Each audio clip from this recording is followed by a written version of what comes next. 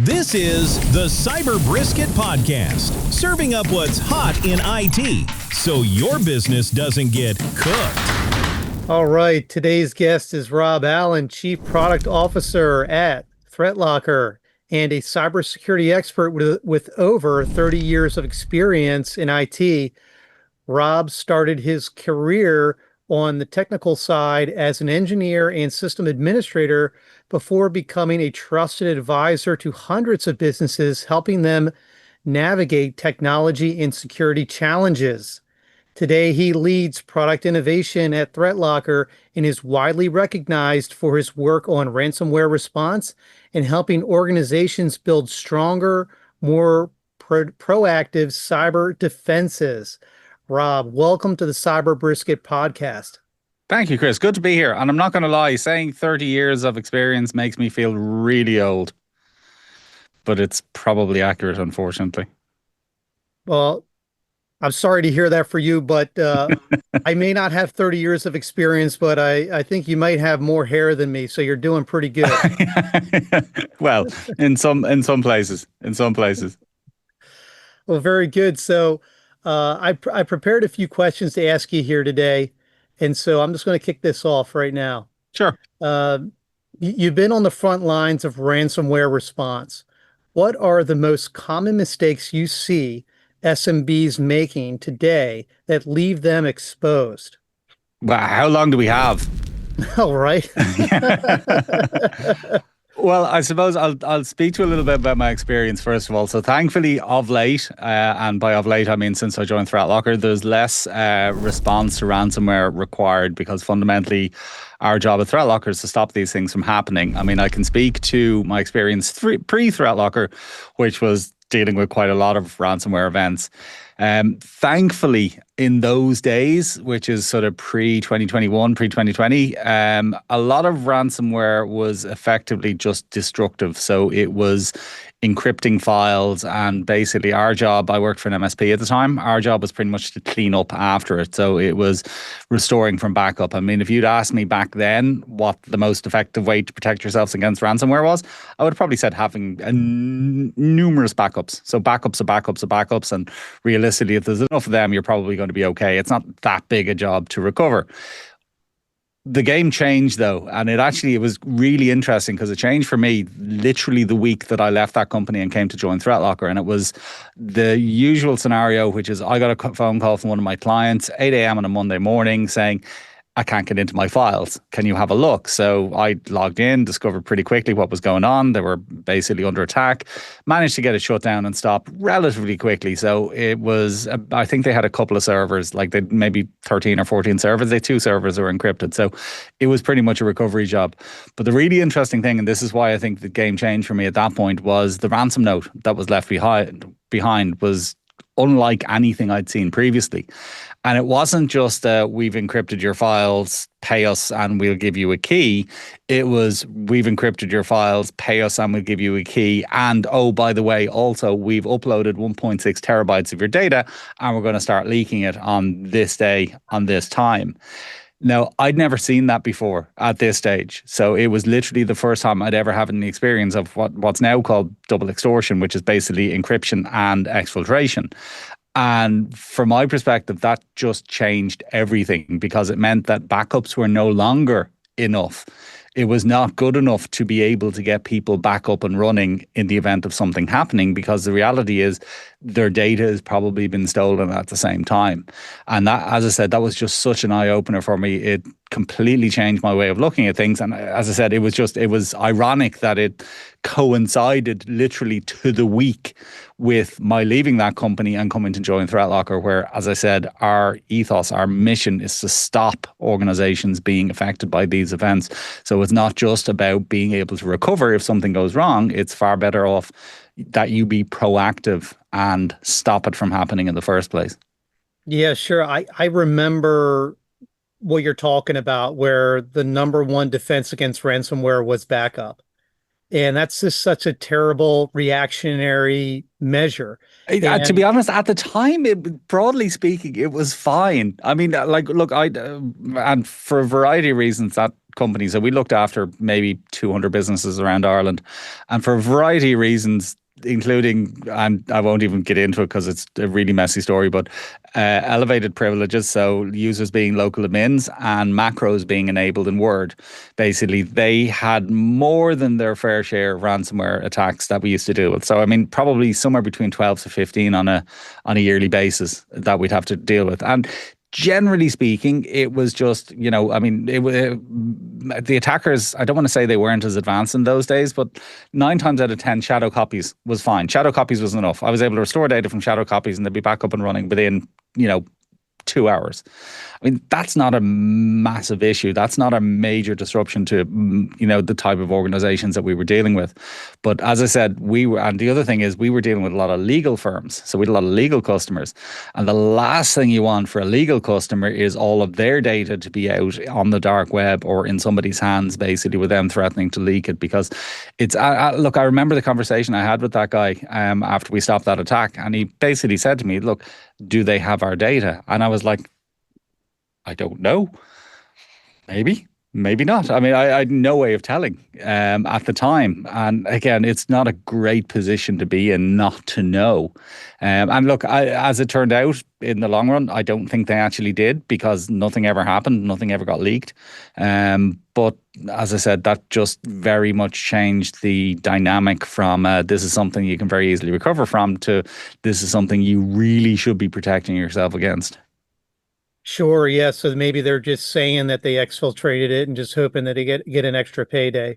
There was actually a hint to that in the ransom note, which was they did say, look, we've stolen this amount of data, but there was basically a link, a gap where they were able to put where it was going to be released on this day and this time. And the gap was empty. So it's like, we're going to release it to at this day and this time. So the fact that they hadn't bothered to fill that in led me to believe that maybe they didn't actually have their hands on that data. And again, there was other factors as well. So timing, when they got in, when they started it, that kind of stuff. Again, it all led back to maybe they don't. But again, the fact is, today, you can be pretty sure they will. I mean, something like 90% of ransomware attacks also include data exfiltration. So it's gone from, this is the first time I've ever seen it happening to it basically happens every time now. And then adding on to how backups are more or less not the answer, I'm reminded about how some people were telling us how folks will put a foothold in there, or cyber criminals, they'll put a foothold in there, and then the foothold just gets backed up along with everything else. And so then you restore your backup in maybe within a few hours or a few days, they're back at it. Yeah, quite possibly. And again, look, there's other factors about it. Like, look, at the end of the day, I'm not giving out about backups. Everybody should have backups. Backups are really important for a huge number of reasons, but it's not a security strategy by any stretch of the imagination.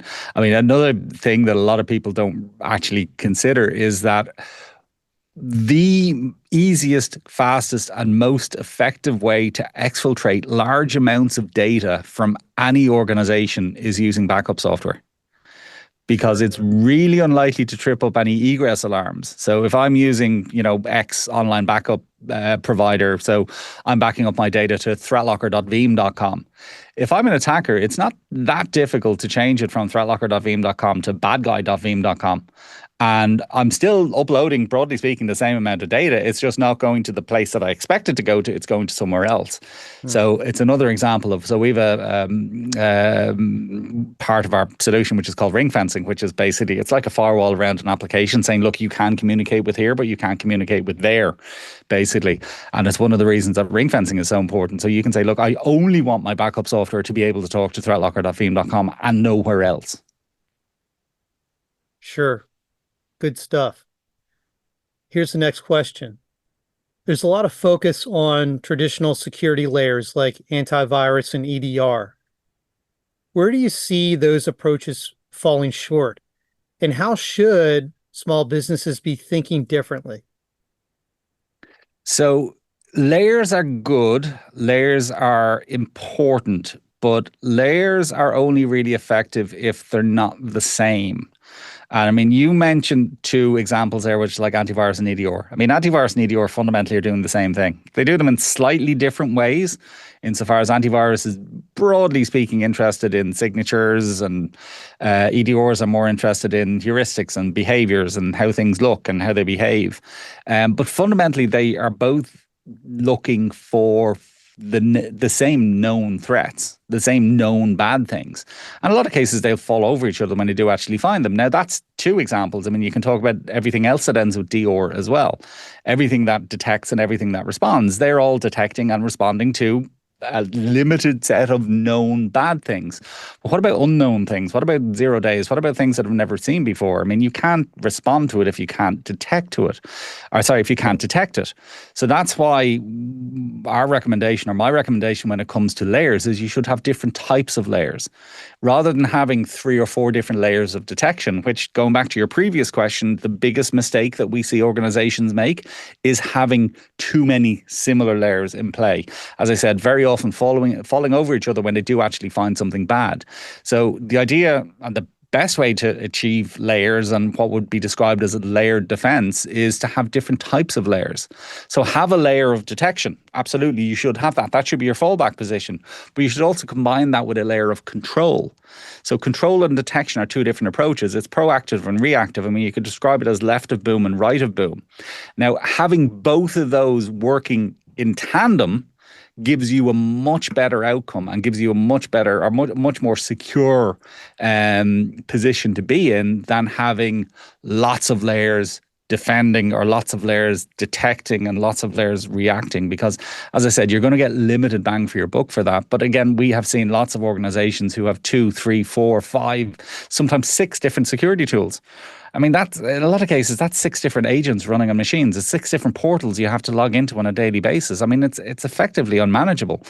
But the main thing is, if all your layers are trying to detect and hopefully respond, that is, as far as I'm concerned, that is fundamentally doomed to failure, because nobody knows everything that's bad. Nobody knows all the bad things. Nobody knows all the tools. Nobody knows all the techniques. Nobody can detect every single bad piece of behavior.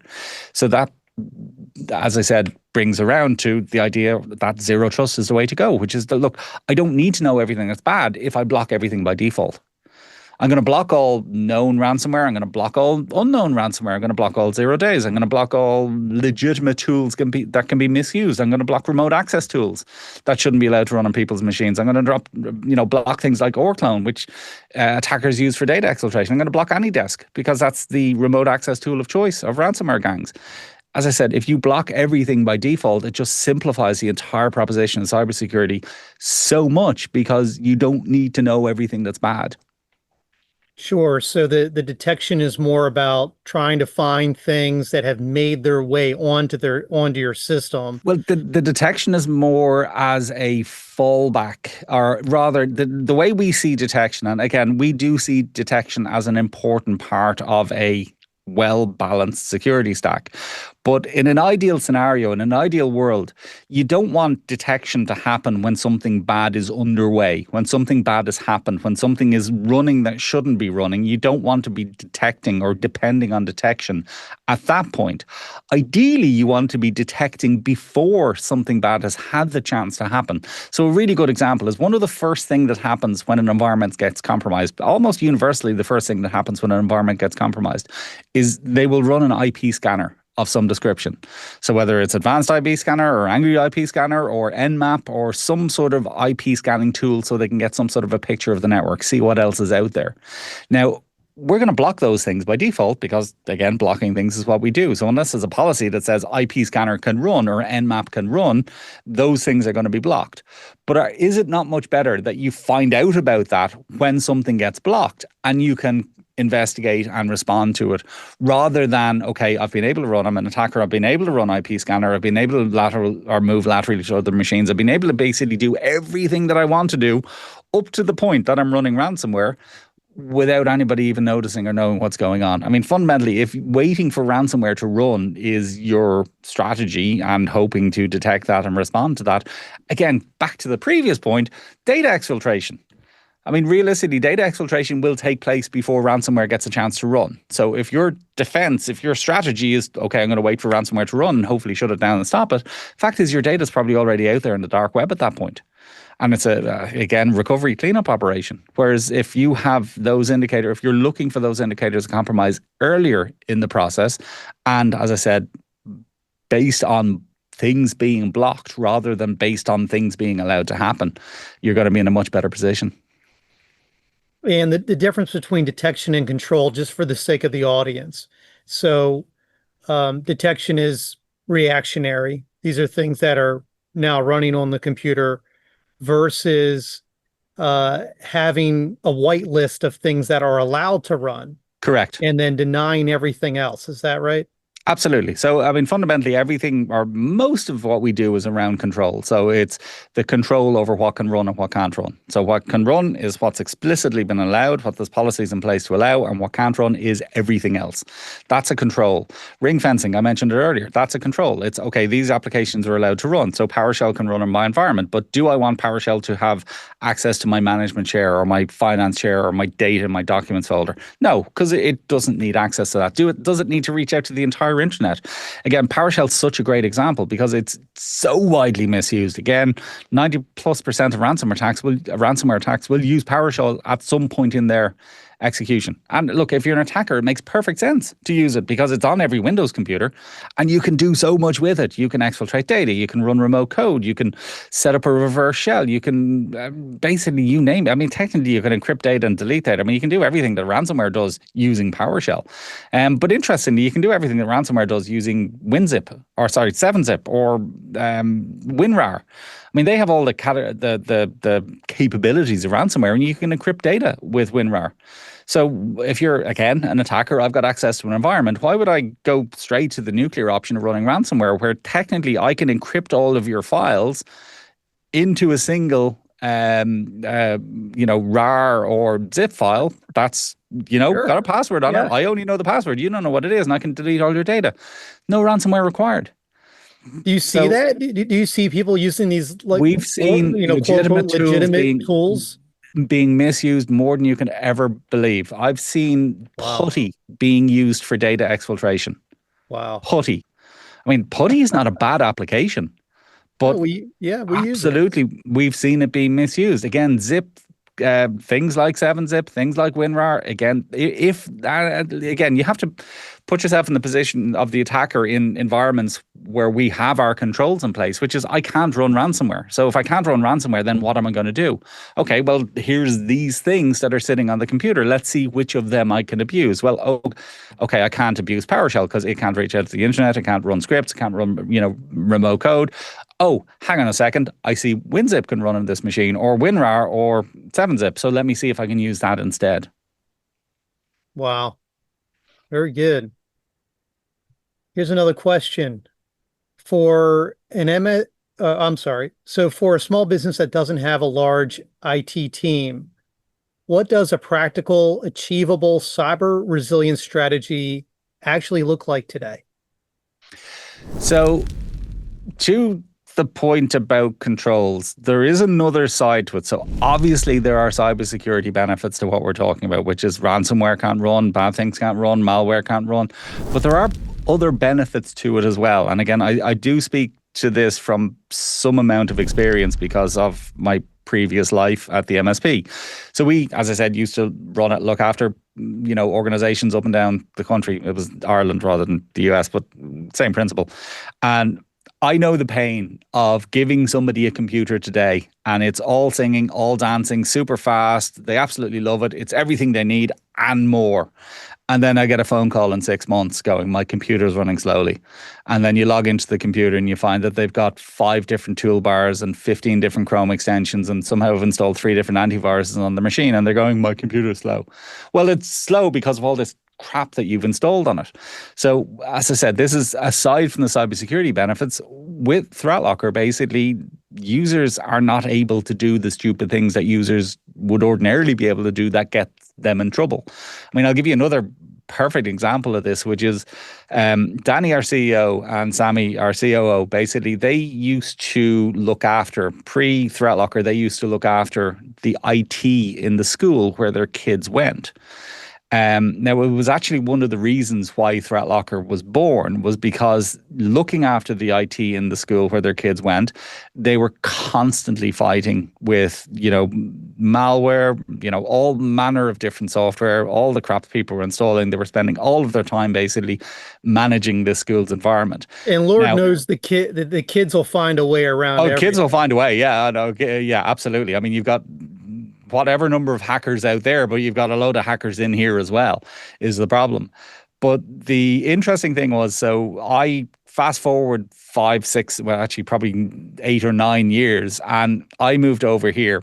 And basically, my kids are now in the school that their kids were once in. Now, that school obviously now is running ThreatLocker. And basically, I said to Danny and Sammy, I said, look, there's no point in you looking after the IT for this school if your kids aren't even there anymore. I'll do it. I don't mind. It's, it's no skin off my nose. So anyway, long story short, I'm now managing the IT for this school that they used to manage with such difficulty, 7, 8 years ago. It's almost embarrassing how little work I have to do to manage the IT in this place, because again, nothing is running that shouldn't be allowed to run. Nothing is happening that shouldn't be allowed to happen. We actually have a new feature we've added to our portal recently, which shows you the amount of time that you spend managing an environment. And it's really, really sad. Like in this, I think genuinely it's about 20 minutes a month. And most of that is somebody tries to run a new piece of software. I need to check it out, make sure it's okay, and allow them to run it. But 20 minutes a month compared to pretty much constant struggles before. And it's just such a good example of the difference between an environment with no controls, which is what it was before, and an environment with appropriate controls, which is what it is now. I mean, there is another way to look at it, which is fundamentally everything that you can run on your computer right now. So think of your computer as an example. Everything you can run on that computer increases your attack surface. So if you can run TeamViewer, you've increased your attack surface. You can run AnyDesk, and again, multiply that by the almost infinite amount of software that's out there. So your attack surface is effectively infinite. Whereas if all you can run is Office and Teams and Zoom and browsers and, maybe 4 or 5 other applications, then your attack surface is, relatively speaking, quite small. Now, there's other benefits to it as well. So like if you only have, again, 10, 15 pieces of software that you can run, that's only 10 or 15 pieces of software you need to patch.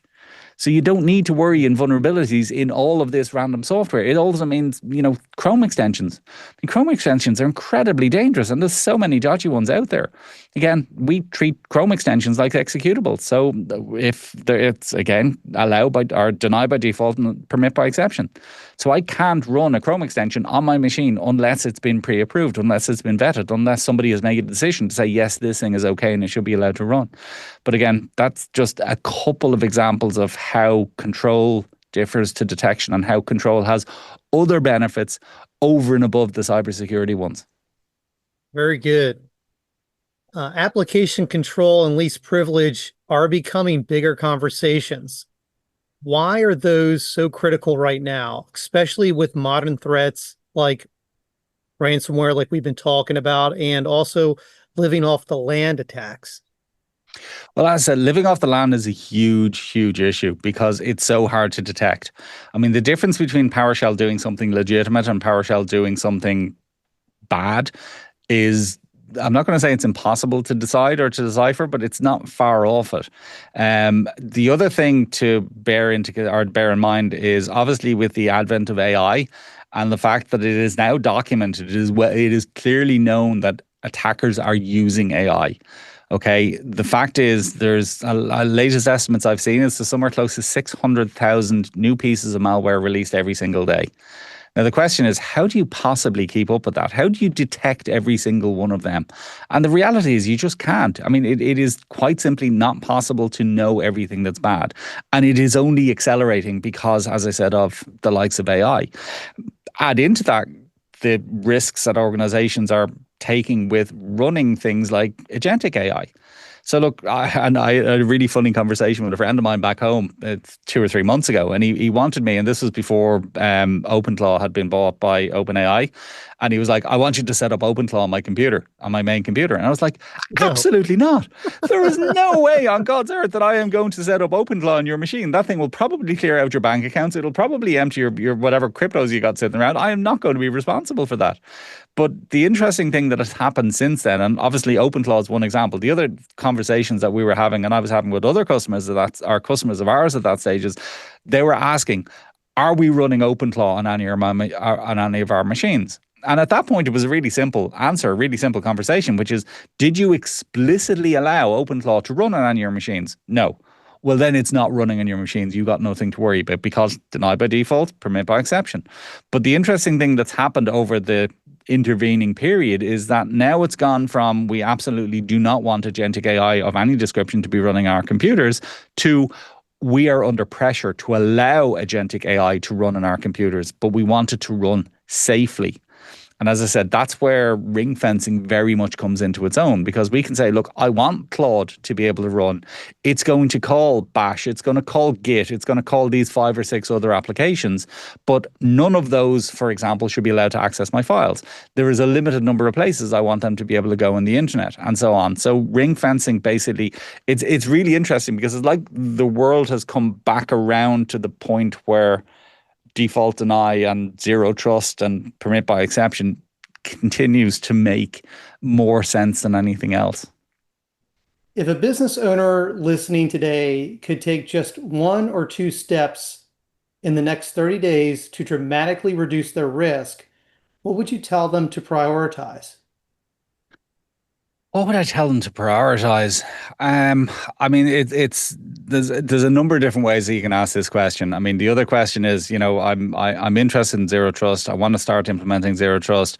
What should I do? And I mean, look, we all know you can't just, it's not a product. It's not something you can go out and buy. You can't say, I'm going to get some zero trust today and go out and buy it off the shelf. It's effectively a journey.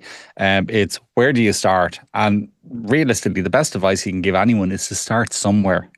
You know what I mean? It's no point in just getting overwhelmed and going, well, look, there's too much of this, it's too complicated, it's too difficult, it's not going to happen. Because realistically, again, it's only a matter of time. If you don't do something, that something bad will happen.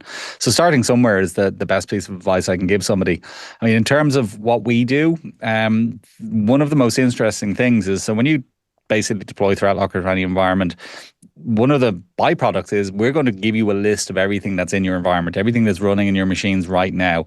And one of the bits that I enjoy most about this is there's always a surprise there. There's always something that somebody didn't know was running on their machines that they now do because ThreatLocker was deployed. So like, I can give you any number of different examples. I was working with a customer who, they wanted us to show everything that was bad. And I mean, realistically, we don't really do good or bad. We're not antivirus. We're not, EDR. We're not going to go looking for bad things per se. So what I did instead was I said, look, let's have a look and see how many different remote access tools are running in your environment. Because again, remote access tools are incredibly dangerous in the wrong hands. So, and this wasn't a huge environment. It was only about 200 machines, but we found 6 different remote access tools running, not just sitting around, not just installed, 6 different remote access tools running in that environment. They had LogMeIn, they had AnyDesk, they had, interestingly, the previous MSP's remote access tool was still installed, along with their RMM agent. They obviously didn't offboard them properly. So they had basically the previous MSP's tools were still running on their machines. Disaster. Unbelievable. But the really interesting thing was almost 20% of the machines, so like 40 of the machines in this 200-seat organization were running TeamViewer. Now, the MSP did not use TeamViewer, okay? The organization did not use TeamViewer, but it was running on 20% of the machines in their environment. And look, we all know how it happens, which is at some point in the far distant past, some third party wants to give support and piece of software and said, hey, would you install TeamViewer in your machine so I can get in?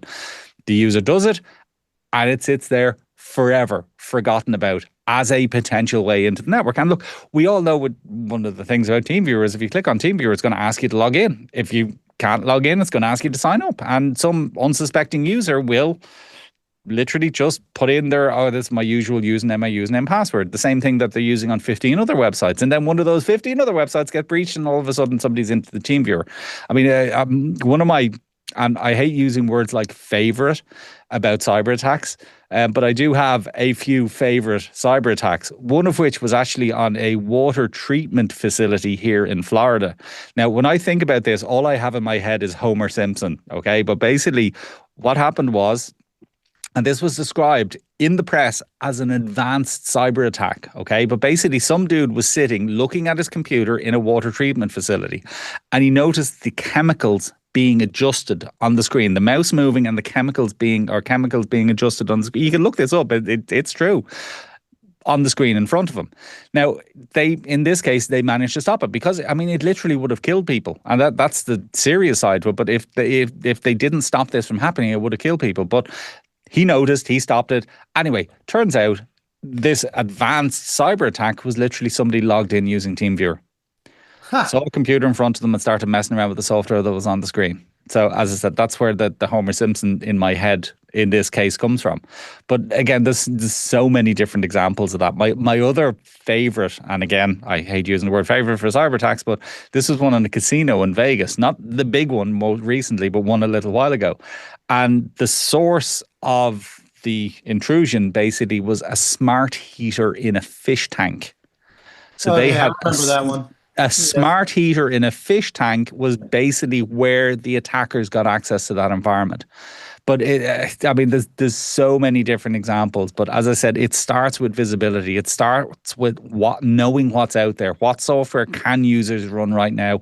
How many different Chrome extensions am I running on my machine? What does normal network traffic look like? Have I had failed RDP logons on my servers in the last 30 days? That's the kind of information that's really important before you start building out security, because you can't fix a problem if you don't know there's a problem exists. You have to establish a baseline. You have to say, right, my environment might be a mess right now, but I don't want it to get worse. So let's just stop it getting any worse and then start making it better. Very good. So, Rob, that was the end of my list of questions that I had for you prepared. Okay. So I do just want to say that ever since we started working with you guys, things have gotten a lot better for us. Fantastic. The support that you guys provide, the onboarding, the ongoing support, the way the product just works very well is great. I couldn't imagine working with a better team. Oh, that's amazing. Really good feedback, and thank you. No, the support thing is really important to us. And again, having been once in your shoes, I know the difference between good support and bad support. I mean, anybody who's ever logged an urgent ticket with Microsoft knows exactly what I'm talking about, which is somebody gets back to you 3 days later going, is that still a problem? Yes, it is still a problem.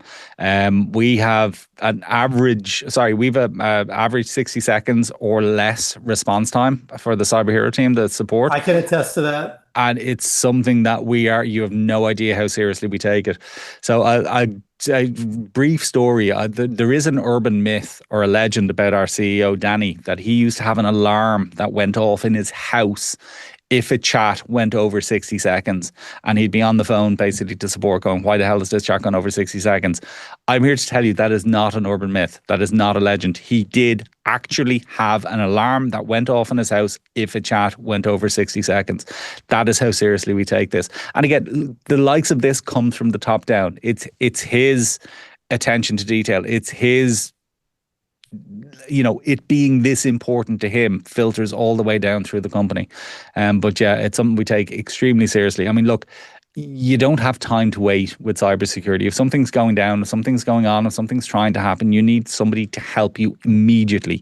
It's no good logging a ticket. It's no good having a chat with an AI bot for 15 minutes before you're let speak to a human being.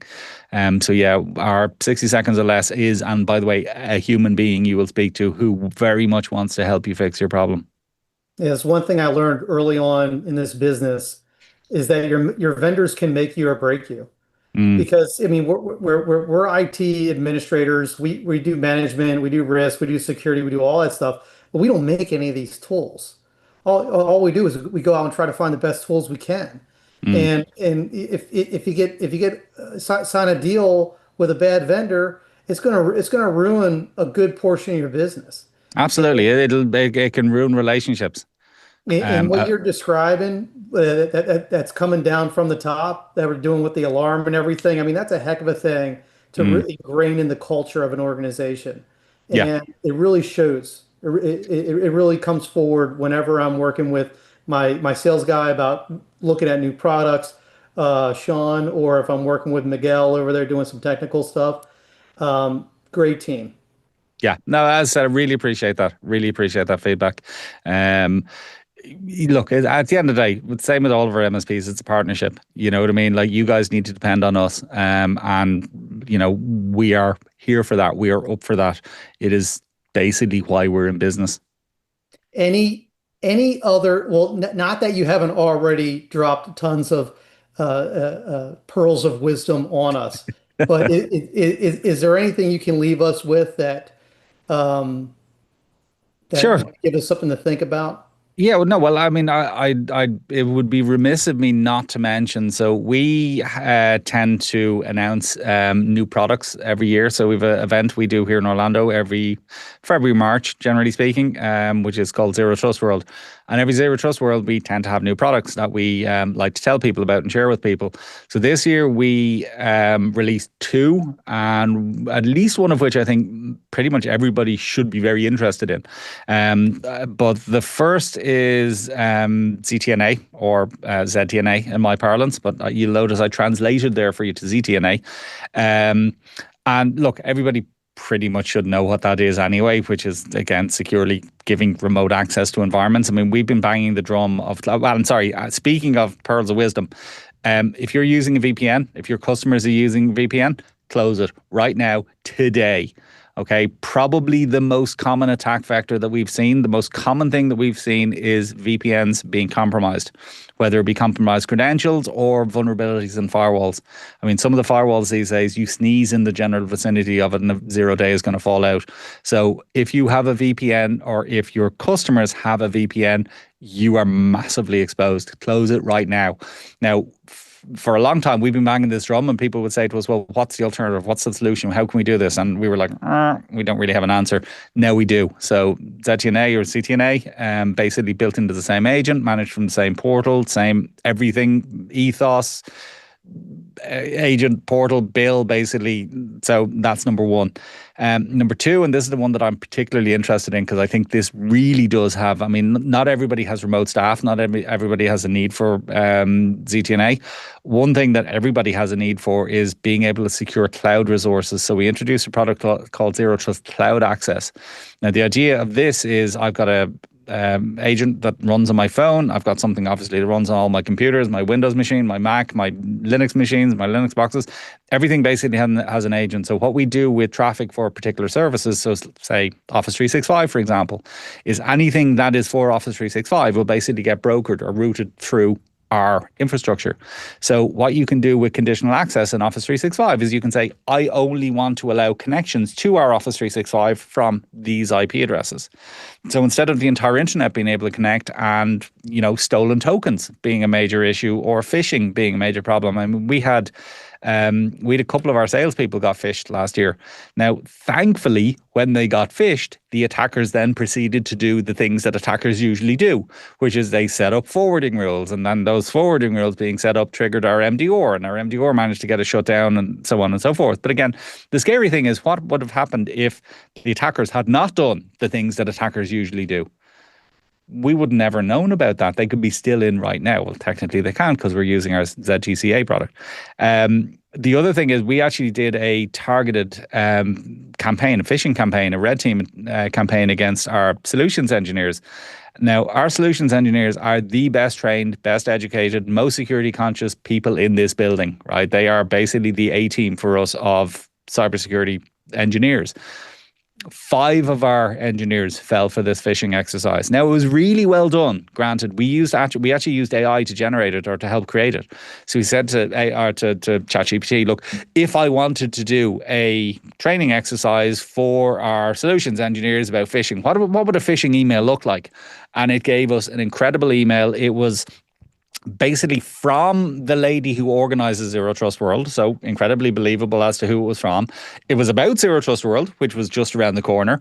And it basically said, look, you guys are all doing presentations at Zero Trust World. Here's a SharePoint link with the presentations. Would you just check them out and make sure they're okay? Incredibly believable. But 5 of our solutions engineers fell for it, gave their credentials away, and approved an MFA prompt. I mean, it's terrifying, but again, shows how easy it happens. So ZTCA solves that problem because our Office 365 right now is locked down so that only specific IP addresses can connect. So I could literally give you my username and password right now. You could log in. I could approve a multi-factor request. You still won't be able to access our Office 365 because it's locked down to only specific IP addresses. And it's not just Office 365. That's the cool thing about it. You can do it for G Suite. You can do it for Salesforce. You can do it for basically any SaaS service that's out there that allows you to restrict access by IP address. So that's the thing that I'm most excited about right now because all of our clients need this. I am under no doubt all of our clients need it. Pretty much every business that's out there needs this because phishing happens for a reason. It's because it's successful. It's because it's valuable. It's because it works. I mean, if it didn't work, if MFA was the answer, I mean, how long is it now since Microsoft rolled out MFA as being a requirement? I think it's a couple of years now, if I'm not much mistaken. But I mean, if MFA was the answer, I didn't realize that they mandated it yet. I thought they did. Now, again, it's been a while since I've been in that particular area, but I thought they did. Maybe they didn't. It's certain. Well, either way, it's harder to not have MFA than to have MFA in this day and age. But the fact is, phishing still happens. They do it for a reason, which is it is successful. It works. So again, given that scenario, given that backdrop, you need to do something to protect your cloud resources. And I can't think of anything better than saying, well, look, block the entire internet from accessing our Office 365, except connections which are brokered via this IP address or these IP addresses. So there you go. Pearls of wisdom. We got them. Cool. Rob, it's really been great talking with you today. Appreciate you taking the time. You are a true wealth of experience and information, and I really am enjoying my relationship with ThreatLocker. I'm looking forward to a bright future with you guys. Fantastic, Chris. Thank you so much. Pleasure.